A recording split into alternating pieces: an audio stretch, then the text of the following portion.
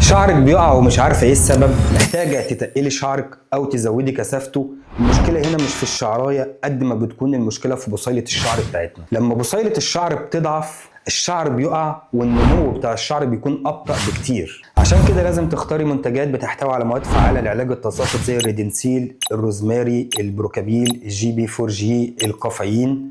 جبنا لك النهارده الفوليك ريفيف سبراي من شركه فانورد، والميزه اللي فيه انه بيحتوي على كل المواد الفعاله اللي قلناها بجانب الزنك والجلوكونات، وده اول منتج مصري بيحتوي على الزنك. ليه اخترنا الفوليك ريفيف الجروس سبراي من شركه فانورد؟